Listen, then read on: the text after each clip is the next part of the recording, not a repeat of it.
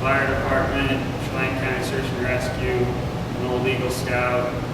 Anything outdoors is what I enjoy doing. David was always willing to step forward and, say, I'll be the one, I'll go do it, and maybe encourage somebody, one of his buddies, to go along with him and get the job done. In high school, I was kind of known as the go-to guy, I guess.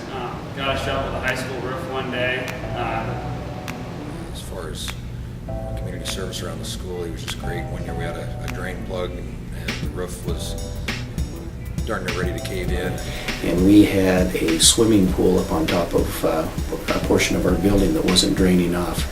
And so David and another boy, Mr. Owenreiter, went up there, shoveled paths to the drains, cleared the drains, and then went and got a pump from the fire department and pumped off thousands and thousands of gallons of water off our roof so it did not collapse.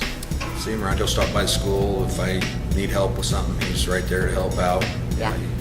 He's on Cashmere's volunteer fire department. I'm on Monitor's volunteer fire department, so we see each other there. I know he just got his EMT training done. I can fight structure fire, wildland fire. I've got my EMT license, so on 8 calls. I can just say that for the last couple of years, Dave's been our #1 responder, both in fire and aid. So what that means is he's responding to the most calls out of all the other volunteers on the department. He's also moved up, soon to be promoted for a position of lieutenant. So he's taken on a little greater responsibility, keeping track of equipment, keeping track of training needs for some of the other folks. Yeah, you kind of remember all the fires and what you did. So 2009, we had a fully involved structure fire, and no one could go in because there was just too much flame activity. So we were doing what's called surrounded ground, standing outside and just putting the water in. And I was on a hose line for that one, and so that stuck out in my mind. I think he always really enjoyed the outdoor activities and the adventure. This last fall, I got a search and rescue call out at 7 p.m.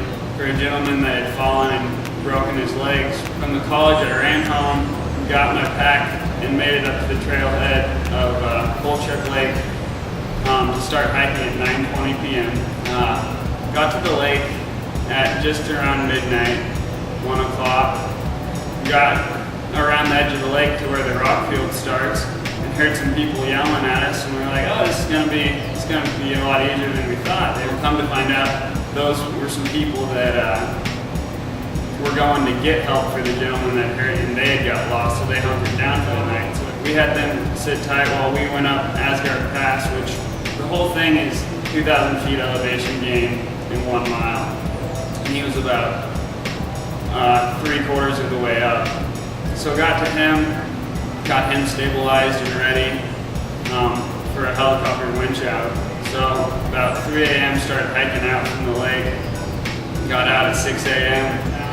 Went home, did some math homework, and then had a math test at 11 a.m.